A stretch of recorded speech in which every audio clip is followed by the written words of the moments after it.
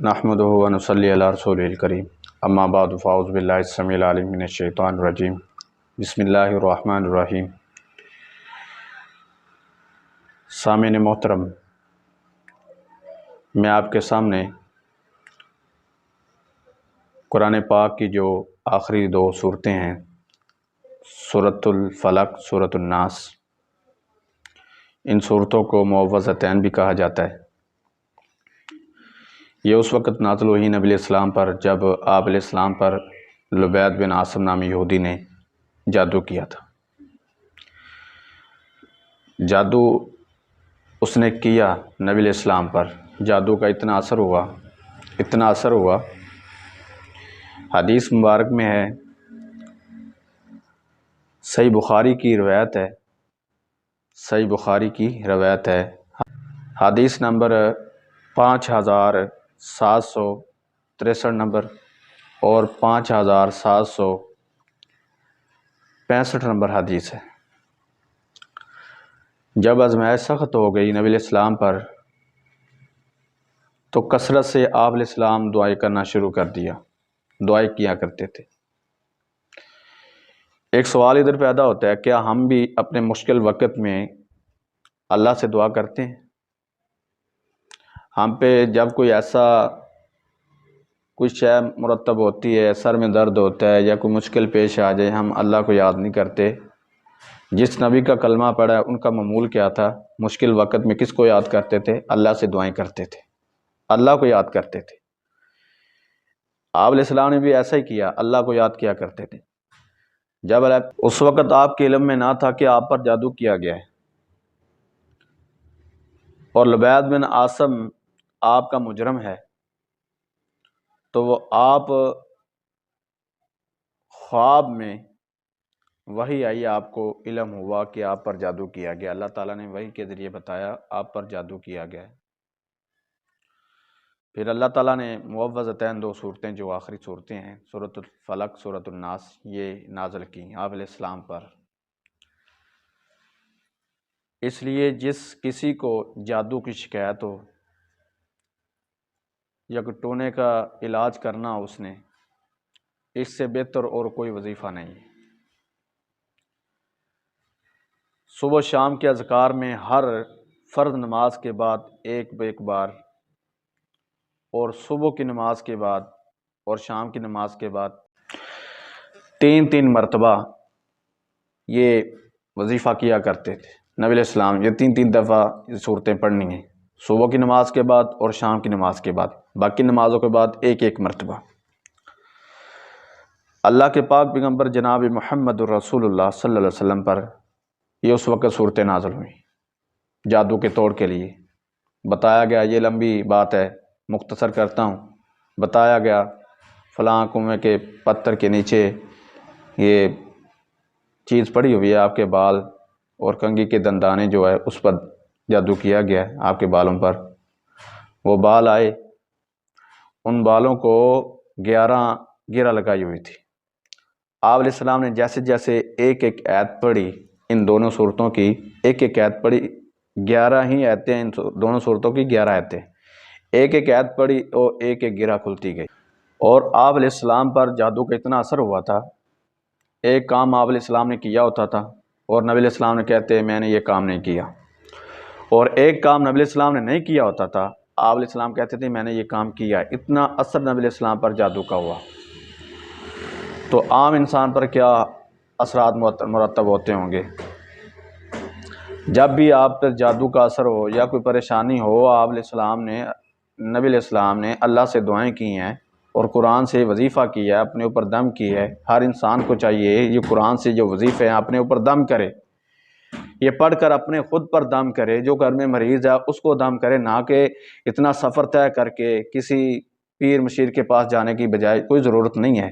جب اللہ تعالیٰ کے پاک پیغمبر نبی علیہ السلام نے جب علاج بتایا، قرآنی علاج ہمارے پاس موجود ہے، جب نبی علیہ السلام کا خود انسان اپنے آپ پر پڑھ کر دم کرے۔ آج ہمارے پاس اتنا وقت ہی نہیں ہے، اتنی فرصت ہی نہیں ہے، نماز پڑھنے کی فرصت نہیں ہے۔ شرط یہ ہے نماز کے بعد پڑھنی ہے، صبح کی نماز کے بعد 3 مرتبہ اور شام کی نماز کے بعد 3 مرتبہ۔ اور باقی جو نمازیں ہیں ان کے بعد ایک ایک مرتبہ نماز پہلے، جب نماز ہی نہیں پڑھنی، جب یہ وظیفہ کرنے ہی نہیں ہے، تو پھر تو بابوں کے پاس، بزرگوں کے پاس جانا ہمارا بنتا ہے نا۔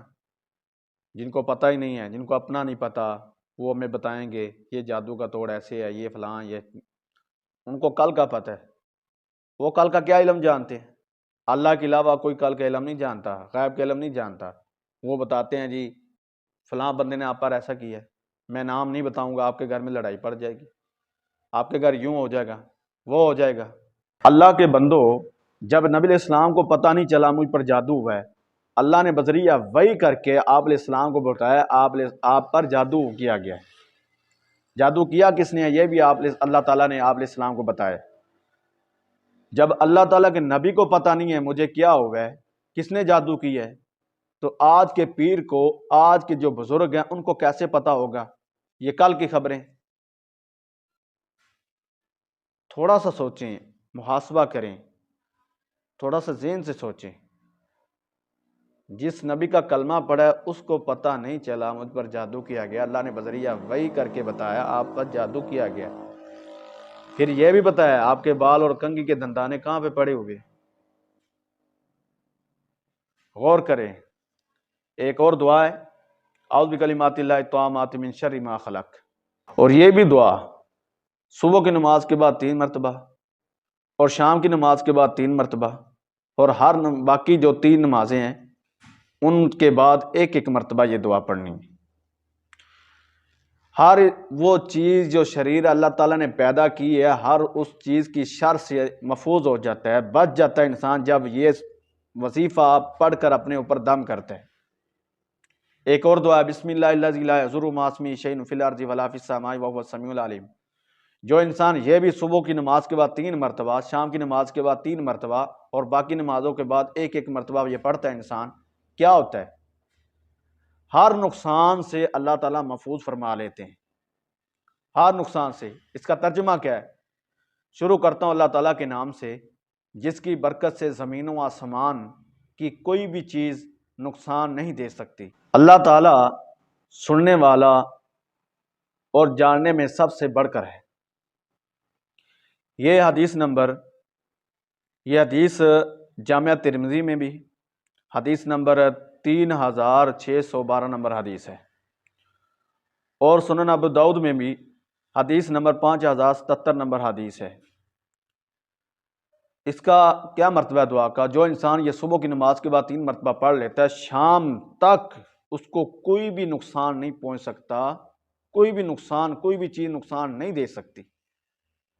جو انسان شام کی نماز کے بعد یہ 3 مرتبہ پڑھ لیتا ہے، اپنے اوپر دم کرتا ہے، صبح کی نماز تک کوئی بھی چیز اس کو نقصان نہیں دے سکتی، چاہے وہ موذی چیز ہو، کوئی بھی نقصان، کوئی انسان سفر کر رہا ہے تکلیف نہیں آئے گی، چاہے انسان باہر جا رہا ہے کوئی ڈاکہ نہیں پڑے گا، کوئی چور نہیں پڑے گا، ہر